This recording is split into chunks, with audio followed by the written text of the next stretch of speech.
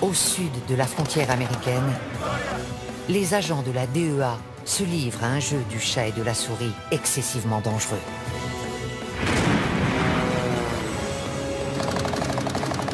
Dans toute l'Amérique centrale, ces flics d'élite combattent les cartels. On n'a jamais vu ce genre de bateau. Le flot de cocaïne d'inonder le marché nord-américain. Il y en a une sacrée quantité. Il en sort de partout.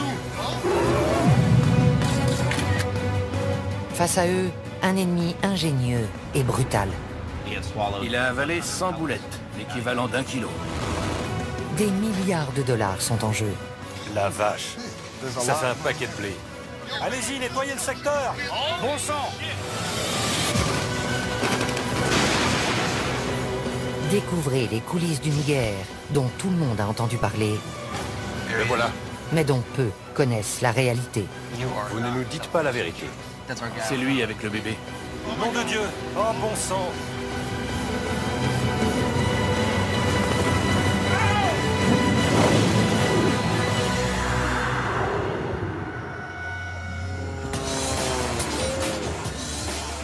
Chaque année, la Colombie expédie près de 450 tonnes de cocaïne vers le nord. Valeur à la revente, 67 milliards de dollars. Les trafiquants font entrer la drogue par bateau, avion privé et même sous-marin. La méthode la plus employée reste la mule humaine. Les mules sont particulièrement actives dans les aéroports. Une brigade de flics d'élite locaux et 2 agents de la DEA, Liam et Jack, sont chargés de les traquer. Pour des raisons de sécurité, nous ne révélerons pas leur vrai nom. Il sort encore de la poudre blanche. Ils luttent jour et nuit contre d'habiles contrebandiers qui emploient tous les moyens pour faire pénétrer la drogue en Europe et en Amérique du Nord. Il y a de la cocaïne dans ses chaussures. Ils risquent très gros, car les cartels éliminent tous ceux qui se dressent sur leur chemin, même les agents de la DEA. Giovanni était mon bras droit, mon bras armé. Cette semaine, Liam et Jack ciblent les aéroports de Bogota et de Medellín. Mission, faire quadriller les lieux par des équipes de policiers spécialisés et prendre les mules sur le fait. Il est essentiel de contrôler le trafic des mules, parce que c'est une importante source de renseignement. Ils se dirigent vers l'aéroport Eldorado de Bogota, où sont effectués 80% des saisies dans les aéroports colombiens. On l'appelle le monstre. La police des stupes l'appelle l'école. C'est ici qu'on apprend comment ça se passe. Il y a quel vol ce soir? Il y en a un pour Barcelone, 2 pour Madrid, Francfort et plus tard Mexico.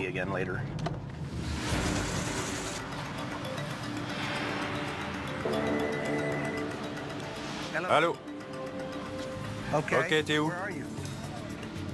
On est en train d'arriver. Salut.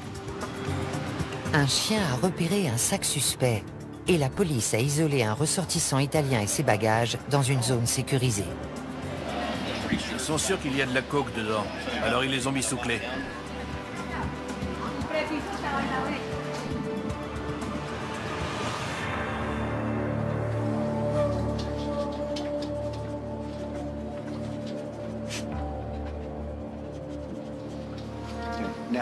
Ils vont fouiller. D'où il vient? Il est italien. Il allait où? Il allait à... Parmi les vêtements, il découvre un objet que Liam a déjà vu dans les bagages des mules. On tombe très souvent sur des médailles religieuses. Lui, il a une croix. Il pense qu'ils vont échapper à la... Mais c'est curieux. C'est pas le genre de choses qu'on jette au fond d'une valise. C'est une protection. Pour que Dieu veille sur moi pendant le voyage. J'allais être avec ma petite amie.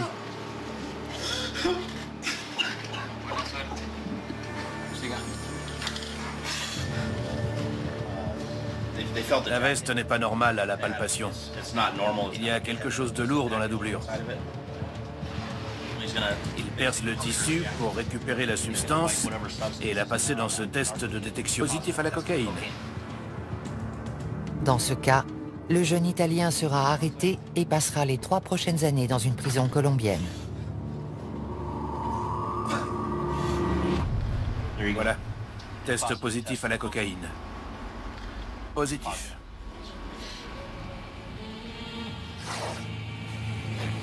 L'odeur mordante de la cocaïne passe difficilement inaperçue. Les contrebandiers ne manquent pas d'astuces pour tenter de la dissimuler. Il y a un agent de masquage. C'est peut-être un détergent utilisé pour couvrir l'odeur. J'ai un téléphone. Si vous voulez appeler quelqu'un hors de Colombie... Si je dis ça à mon père, il va faire une crise cardiaque. Ça va le tuer. Il faut surtout pas qu'il le sache.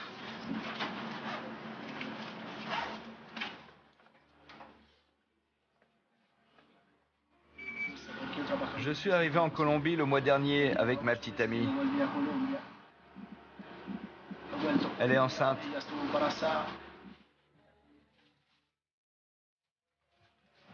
Je l'ai fait pour l'argent, pour pouvoir créer une entreprise, parce que je ne voulais pas qu'elle me quitte.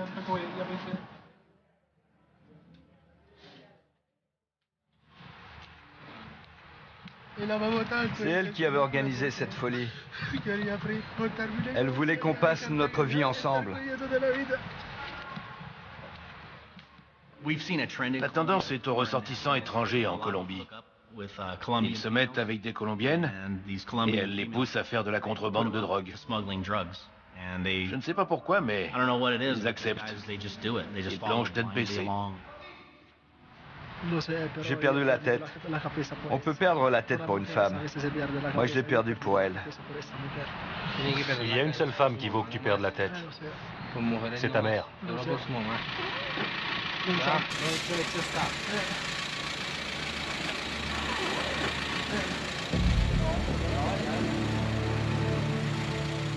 Le boulot de Liam et de Jack ne se résume pas à arrêter des mules. Leur objectif principal est de les suivre jusqu'à la source. Au revoir. La mule est tout en bas de la pyramide. Au-dessus, il y a le recruteur. Du recruteur, on peut remonter à l'emballeur. Il y a les expéditeurs colombiens et il y a un destinataire. Et puis il y a le boss. On essaie de démanteler toute la chaîne. Près de l'aéroport de Medellín, les trafiquants nous ont accordé le rare privilège de pénétrer dans leur monde. Ces gens sont ceux que Liam souhaite coffrer à tout prix. Cet homme, que nous appellerons Carlos, est un spécialiste, un emballeur dans le jargon du narcotrafic. On ouvre le lecteur de DVD. Il y a plein de à l'intérieur. Je peux mettre quelque chose ici, ici et ici. Il est fier de son travail, mais il le fait rarement en public. Regardez. On dirait un câble de DVD tout à fait normal. Cette activité peut lui rapporter jusqu'à 11 000 $ par mois. Je gagne beaucoup plus que n'importe quel salarié.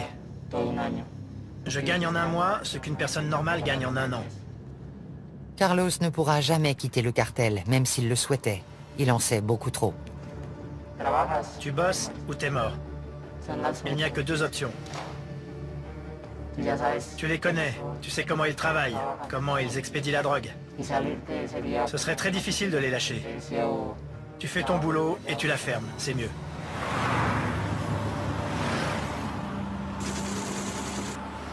Dans une autre planque, un autre spécialiste prend des risques encore plus grands. C'est une mule que nous nommerons José. Allô? Comment tu vas? Au bout du fil, le boss de José. Il veut savoir si la coke est prête à partir. Oui, ils viennent d'arriver. Marty a envoyé des chocolats.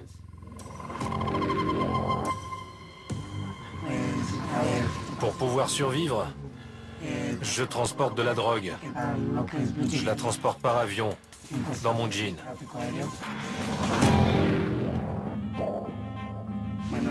Ça, c'est mon jean normal. On le transforme.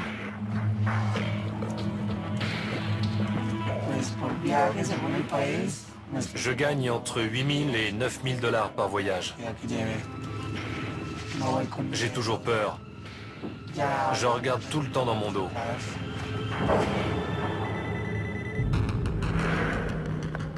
Un autre appel. Cette fois, ce sont les directives. Ils te veulent y aller. Et si tu es prêt mentalement, ils te font répéter ce que tu vas dire, ce que tu vas faire. Pourquoi tu voyages? Tu connais ton rôle quand tu arrives à l'aéroport.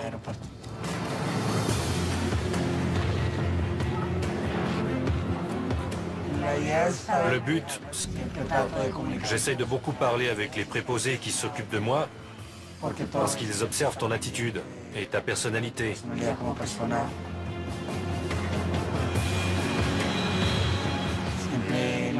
Ma mère vient m'attendre à l'aéroport.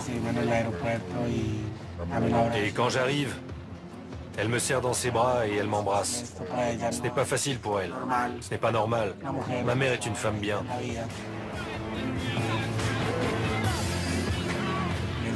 Je risque de me faire arrêter à l'étranger et de prendre 30 à 35 ans de prison. Ça vaut le coup. C'est nécessaire.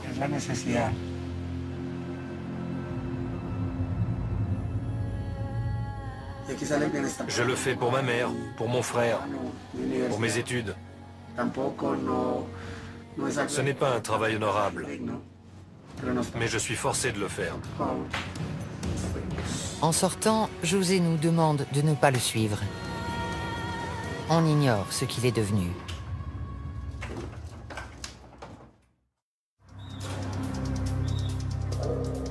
Au terminal de fret de l'aéroport de Bogota, les agents de la DEA et leurs collègues colombiens viennent de découvrir de la cocaïne dissimulée dans un colis d'aspect anodin.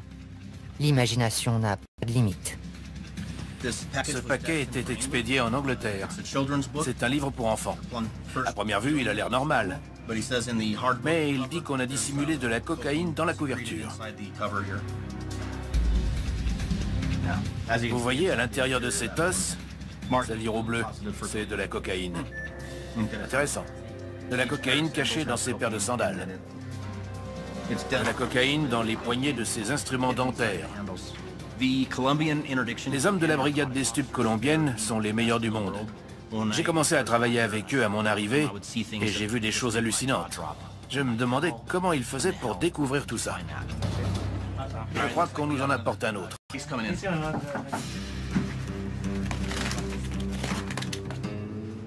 C'est un carton de déodorant à billes à destination de l'Espagne. Et les flics étaient soupçonneux. Je suis d'accord, ça n'a pas de sens. Je pense qu'il y a un petit réservoir ici contenant du vrai déodorant et un double fond dessous rempli de cocaïne liquide. Je vais passer pour un crétin si je me trompe. Mais d'après mon expérience, je dois être dans le vrai. Perce un petit trou ici. Liquide?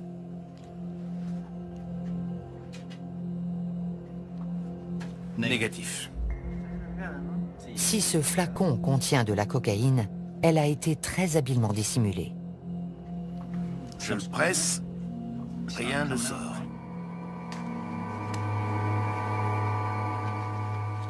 Bleu, positif, cocaïne.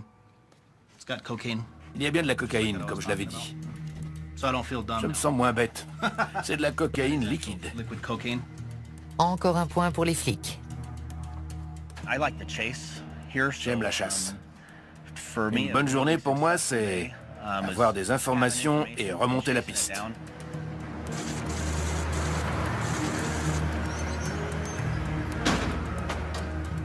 Dans l'après-midi, les hommes contrôlent des manifestes d'expédition. Ils cherchent des informations qui leur permettraient de remonter la chaîne jusqu'au chef de réseau. Il y a environ 3,5 tonnes de fret. Il suffirait d'un indice pour nous aiguiller. Ça part au Costa Rica. Il y a un nom et des numéros de téléphone. Je vais tout rentrer dans la base de données. À l'étage des départs, les policiers cherchent d'autres mules voyageant sur le vol de Madrid. Plusieurs indices nous mettent sur la voie. En général, quelqu'un qui a avalé de la drogue est très pâle. Il est mal à l'aise, il transpire. Il peut même avoir une petite croûte blanche sur les lèvres. Ceux qui s'en font une ceinture restent loin des autres. Les passagers qui montrent ces signes révélateurs ou qui paraissent simplement nerveux passent dans ce scanner corporel de dernière génération. C'est un appareil à rayons X qui radiographie les organes internes pour voir si la personne a avalé des capsules d'héroïne ou de cocaïne.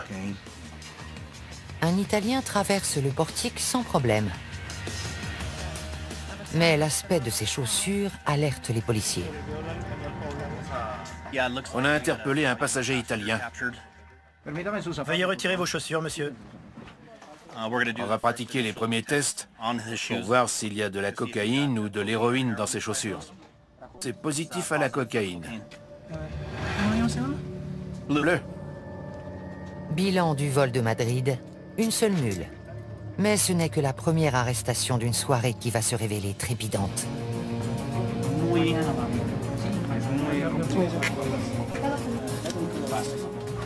Il pèse très lourd. Trop lourd.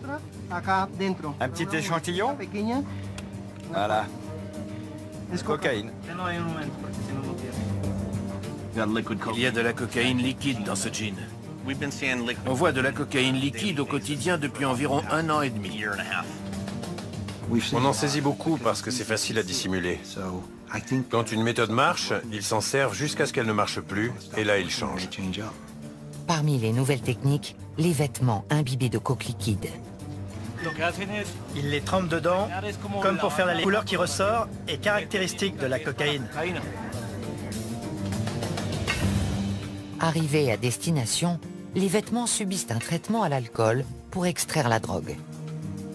Ensuite, un passage au micro-ondes transforme le liquide en poudre prête à la revente.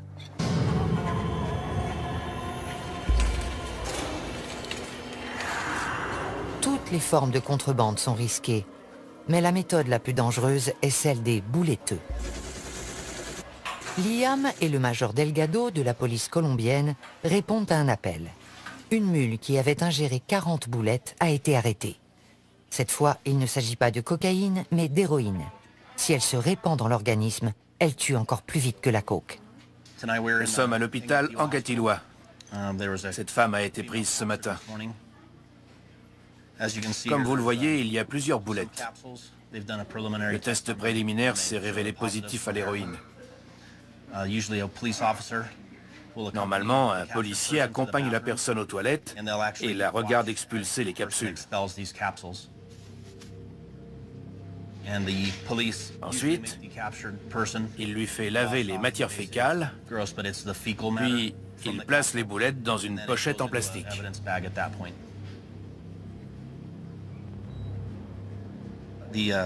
La femme dit qu'elle a avalé 40 capsules. Jusqu'à présent, elle en a expulsé 36. Il en reste 4. Elle espère qu'elle va les expulser bientôt, parce qu'elle craint pour sa vie. Malheureusement, sa vie n'est pas seule en jeu. Elle est enceinte. J'étais obligée de le faire. Je suis au chômage et j'ai besoin d'argent pour nourrir mes enfants. J'ai honte. Je viens d'une bonne famille. Il ne pouvait rien arriver de pire. J'ai déshonoré mon nom. Les miens vont me rejeter.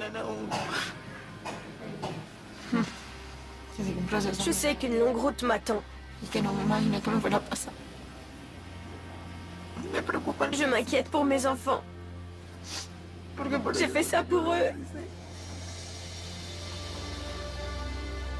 Liam a entendu des centaines d'histoires tragiques, de mauvaises décisions prises pour de l'argent facile. Ils peuvent se faire beaucoup d'argent. S'ils réfléchissent à court terme, ils trouvent que ça vaut la peine. Ils pensent qu'ils ne se feront pas arrêter. Mais on les prend à tous les coups. Ça ne vaut pas la peine. Ils peuvent y laisser la liberté ou même la vie. Mais pour ceux qui les emploient, les bouletteux ne valent que le produit qu'ils transportent. Pour préparer la cocaïne à être ingérée, elle doit être emballée dans des capsules de préservatifs.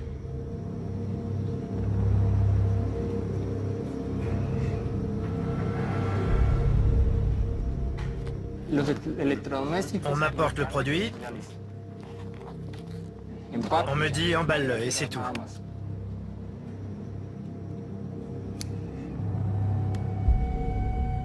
Je ne sais pas qui le transporte.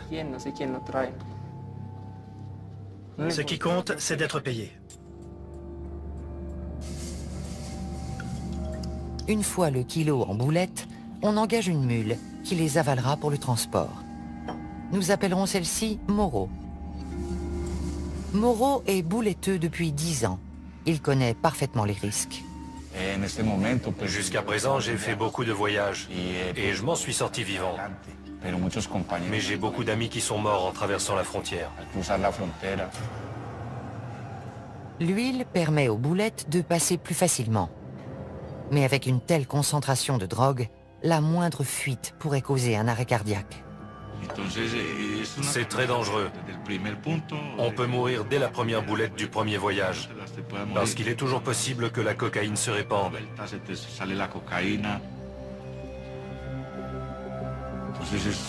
C'est le métier de la mort. Quand on part, on ne sait jamais si on va arriver en vie. Ça me terrifie.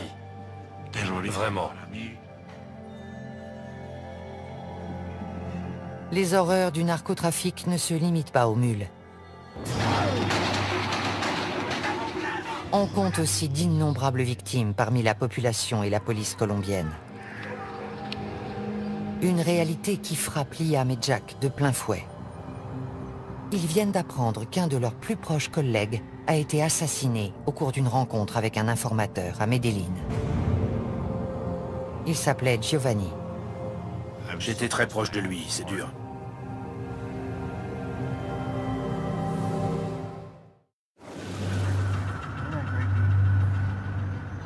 Liam et Jack se rendent à Medellín, où ils comptent investir l'aéroport pour la seconde phase de leur opération coup de filet. L'objectif de ce voyage dépasse le strict cadre de l'arrestation de mules. Ils veulent trouver les assassins de Giovanni. Je vais à Medellín pour des raisons personnelles. Un de mes meilleurs amis a été tué. On vient coordonner l'enquête sur son assassinat. L'ancien bastion de Pablo Escobar demeure l'épicentre du trafic de drogue, un terrain très dangereux pour la DEA. Tout policier risque la mort à Medellín. Il faut être sur le qui-vive. Quand je viens dans cette ville, je suis prêt à tout. J'ai repéré une moto blanche derrière nous. Elle nous suit depuis une dizaine de minutes. Le conducteur s'intéresse beaucoup à nous. Il n'arrête pas de nous regarder. Il n'est peut-être pas dangereux, mais il pourrait appeler quelqu'un pour dire qu'il a vu quelque chose de bizarre. Les trafiquants sont peut-être déjà au courant de leur présence. Mais Liam et Jack continuent jusqu'au jardin botanique où Giovanni a été abattu. Giovanni était l'un des meilleurs policiers que j'ai rencontrés. Il avait un cœur de lion. Il ne connaissait pas la peur. Il faisait un boulot formidable et ça rejaillissait sur moi. Je me reposais sur lui. C'est là? On peut se garer à l'intérieur? C'est arrivé à 7h25 du matin. Il devait y avoir autant de monde que maintenant. Faut être vraiment gonflé pour faire ça en plein jour. Giovanni croyait avoir rendez-vous avec un informateur quand il a été tué de sang-froid devant des centaines de personnes. D'après les preuves matérielles et les photos de la scène de crime, le véhicule de nos hommes était garé dans ce sens. Le conducteur et le passager à l'avant, personne derrière. 2 tueurs se sont approchés par les côtés. L'un du côté du conducteur, l'autre du passager. Ils ont ouvert le feu. L'un d'eux est arrivé à la hauteur de la portière passager. Il a éjecté un magasin, en a mis un autre et a recommencé. Puis il a reculé. Et ils se sont enfuis. Ils étaient entraînés. Ils avaient une expérience militaire vu la façon dont ils se sont approchés du véhicule et dont ils tenaient leur arme. Ils la tenaient pas comme des gangsters. C'était pas leur premier assassinat. Ils vont ratisser le quartier en quête de renseignements. On doit aller à plusieurs endroits, mais vous ne devez pas vous montrer. Est-ce être présent ce jour-là? D'autres gens qui sont souvent dans le coin. Peut-être. Vous devriez aller voir par là. Est-ce que la police a demandé la vidéo de surveillance? C'était là.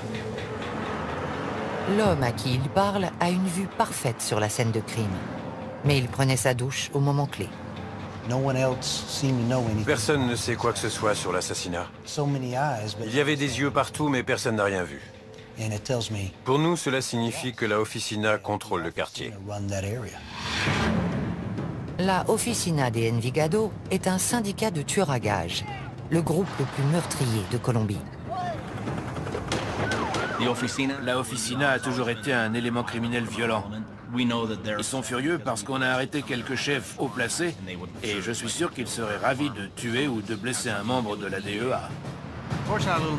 Malheureusement, notre mini-quadrillage n'a pas donné grand-chose. Le pompiste travaillait ce matin-là. Il a entendu les tirs, mais il n'a rien vu. Le portail était ouvert, mais nos hommes ne sont pas entrés. Ils se sont garés là. Ça me paraît bizarre, parce qu'ici c'est un trottoir. Pourquoi n'ont-ils pas été plus loin pour libérer le passage? C'est une rue complètement dégagée et très fréquentée. Drôle d'endroit pour une fusillade. Je crois que la Oficina voulait que l'assassinat soit public. Elle voulait envoyer un message. Il y a sans doute eu des centaines de témoins, mais personne ne parle. Le quartier est sous leur coupe. Les gens ont peur de parler. Imaginez que vous vivez à Chicago et qu'une organisation criminelle et ses commandos de tueurs sont implantés dans votre quartier. Vous n'iriez pas parler d'eux. Regardez en haut des collines. C'est un bassin de recrutement de trafiquants et d'hommes de main. Il y a aussi des tas de gens honnêtes, mais c'est là qu'ils recrutent. La Oficina croit pouvoir opérer impunément dans ce secteur.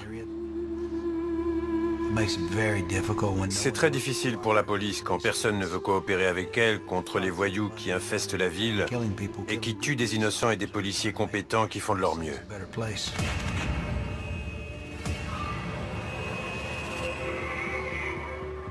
Caché dans ces collines, un tueur à la solde d'un cartel a accepté de nous confier sa vision de la guerre en cours. Il se prépare pour son prochain contrat, qui ne lui rapportera que 400 $. J'avais 16 ans quand j'ai commencé. J'ai grandi dans un quartier où il était courant de tomber sur un cadavre dès qu'on sortait de chez soi le matin.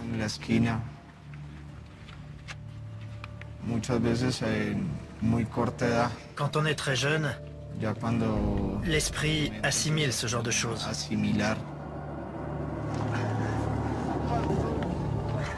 Ce n'est pas une excuse. Venir d'un quartier défavorisé n'autorise pas à tuer. Comment peuvent-ils faire ça à d'autres êtres humains? Je ne comprends pas. Quand on tue quelqu'un, on n'a ni dignité, ni mort.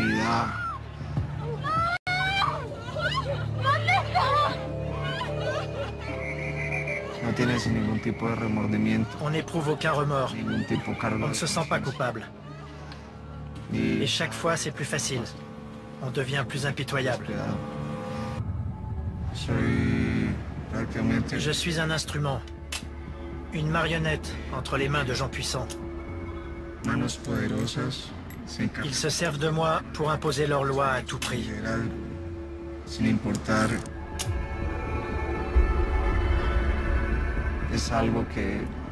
C'est quelque chose qu'on a dans le sang.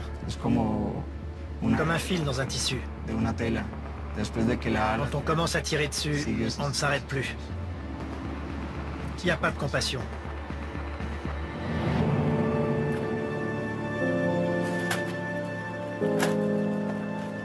Bien qu'il traque sa victime avant de la tuer, l'assassin ignore la raison du contrat. On suppose que la personne qu'on va éliminer n'est plus utile au groupe. Ou que c'est simplement un innocent qui en sait trop.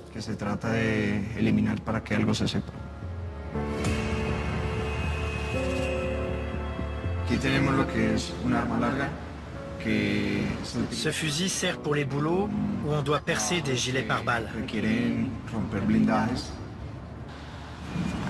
Avec le pistolet, on tire, puis on le cache.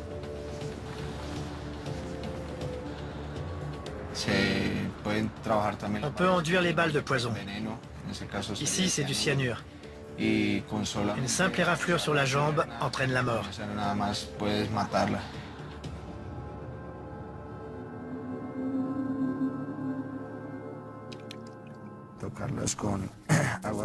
On lave les balles à l'eau bénite et on récite la prière de l'assassin. Que la divine fortune guide ces balles sacrées pour qu'elles donnent la mort sans faillir. Que cette mort soit sans violence, que la victime ne souffre pas. Amen. Des tueurs à gages qui disent des prières et qui se signent, pour moi, c'est de l'hypocrisie. Dire une prière pour aller tuer quelqu'un qui a des enfants, ça me fait penser à une brute. Seule une brute est capable de faire ça pour se rassurer. Avant de partir, le tueur dit aussi une prière pour lui-même. Pour la défense de mon âme et de mon corps. S'il y a des yeux, qu'ils ne me voient pas. S'il y a des mains, qu'elles ne me touchent pas. Que mon corps ne soit pas blessé. Que mon sang ne coule pas et que je ne perde pas mon âme. Au nom du Père éternel et de la Sainte Trinité. Amen.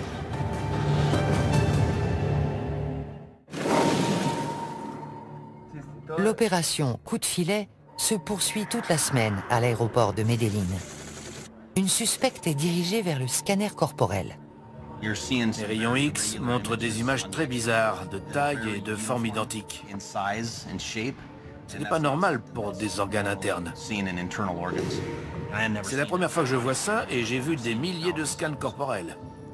On dirait des entrailles d'extraterrestres. C'est très étrange. 1 heure plus tard, Liam et Jack se rendent aux urgences pour prendre des nouvelles de la jeune femme, dont la vie est en danger.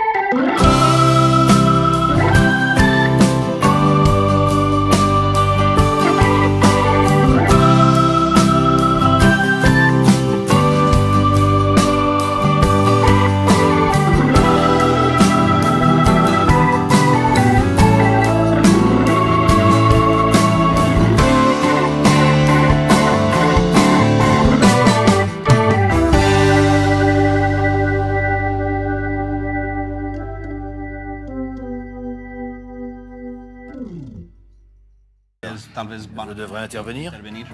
Sans doute. D'après le médecin, si ces boulettes mal faites restent plus de 48 heures dans le système digestif de la patiente, c'est la mort presque à coup sûr.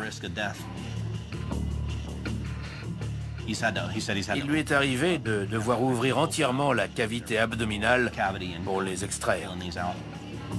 Si la jeune femme a pesé les conséquences de sa décision, son recruteur a certainement minimisé les risques.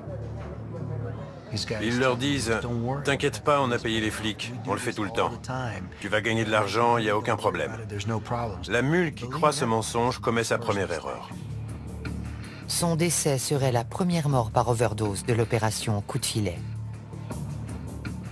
Non, c'est pas facile. Giovanni me disait tous les jours « Estamos en guerra », on est en guerre. « Somos un equipo, estamos en guerra ». On est une équipe, on est en guerre. C'était son leitmotiv. Ce soir, la guerre pourrait faire une nouvelle victime.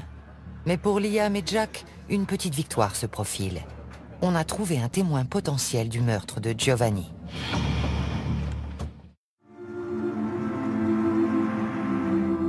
Avant d'entamer une journée chargée, les deux agents passent prendre des nouvelles de la jeune bouletteuse. On fait juste un saut à l'hôpital pour voir comment elle va.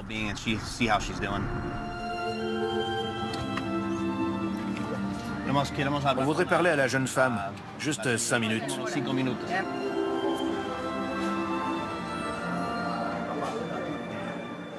Je crois qu'elle est aux toilettes. Elle a expulsé la dernière? La dernière est passée. Le lendemain, quand je l'ai vue, j'ai été étonné qu'elle ait passé la nuit. Les formalités de sortie vont prendre une demi-heure. Ensuite, ils l'emmèneront en comparution initiale, puis en cellule. Et elle a survécu. Bonjour, comment ça va? Bien, beaucoup mieux. J'ai plus mal. Elle a eu beaucoup de chance d'expulser toutes les boulettes. Elle est complètement remise. Liam et Jack tentent d'en savoir plus sur la personne qui l'a engagée. Mais elle maintient qu'elle a agi seule. Elle dit qu'elle est seule en cause. Je ne la crois pas. Je ne crois pas qu'elle avait les fonds pour acheter de la cocaïne et prendre l'avion pour le Honduras en espérant trouver un acheteur sur place. Elle protège quelqu'un, sûrement un membre de sa famille. Bonne chance et merci beaucoup. Merci. Vous avez été très gentils. Et vous avez des beaux yeux tous les deux. Le soulagement est général.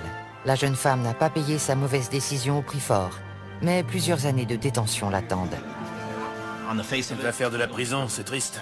Elle sera peut-être un peu moins heureuse, mais un peu plus avisée.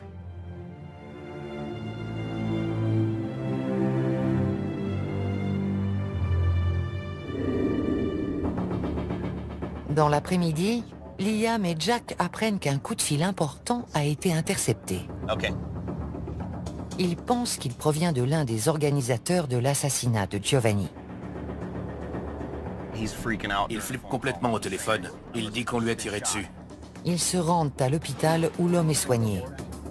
Pour Liam, on a voulu l'abattre à cause de ce qu'il sait. On va lui mettre les points sur les i. Tu sais que tu seras mort très bientôt. Si tu veux t'en sortir, on est là pour t'aider. La coopération de cet homme pourrait marquer un tournant décisif dans l'enquête. Franco, on va à l'hôpital. J'espère que cet individu va faire une déposition et identifier les gens qui ont tué Giovanni. On arrive à l'hôpital. On ne peut pas vous emmener, c'est trop important.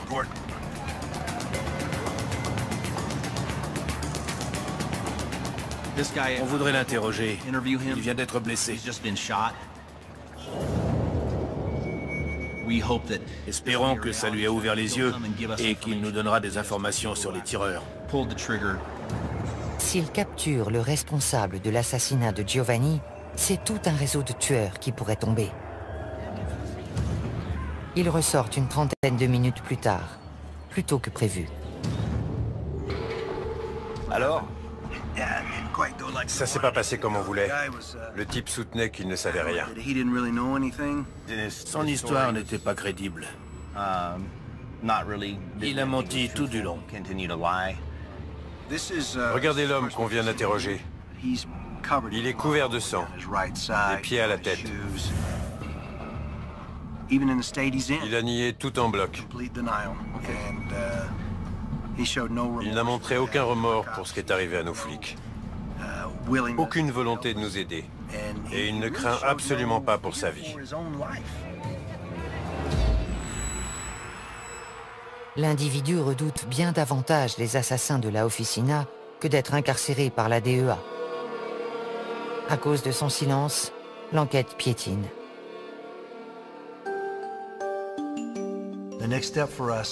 La prochaine étape consiste à demander un mandat d'arrêt pour cette personne.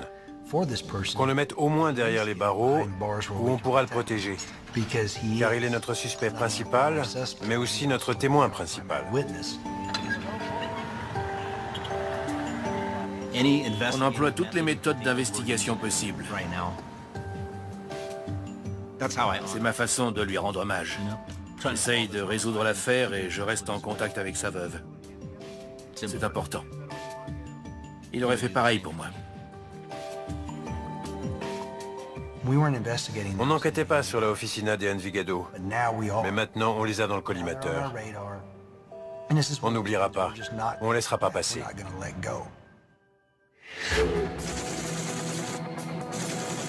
L'opération coup de filet s'achève. Ce soir, Liam et Jack donnent une conférence de presse sur une saisie d'une importance considérable. 30 kilos de cocaïne liquide.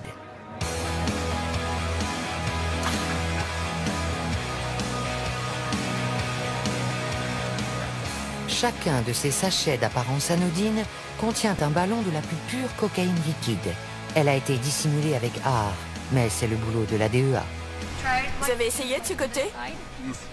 Non, je le sens au toucher. Pas à l'odeur.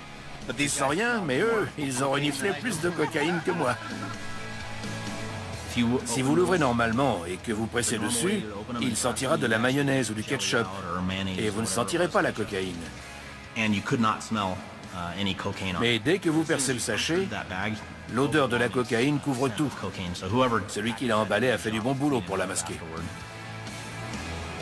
C'est une bonne méthode de contrebande. On a tout vu ici, dans le pantalon, les vêtements imbibés. Leur imagination en matière de cachette n'a pas de borne. Cette saisie est une victoire pour la DEA et ses collègues colombiens. Et alors même qu'ils se réjouissent, les trafiquants échafaudent de nouveaux plans et expédient des tonnes de drogue vers l'Amérique du Nord. On nous demande si ça vaut la peine, si on change quelque chose. Il n'y a pas de doute, on est efficace. La présence de la DEA en Colombie a réduit le trafic de drogue. Depuis mon arrivée, la sécurité publique s'est améliorée. L'économie et la population s'en trouvent mieux. Soldats dans une guerre d'une violence inouïe, confrontés à la puissance de milliards de dollars, Liam et Jack poursuivent le combat.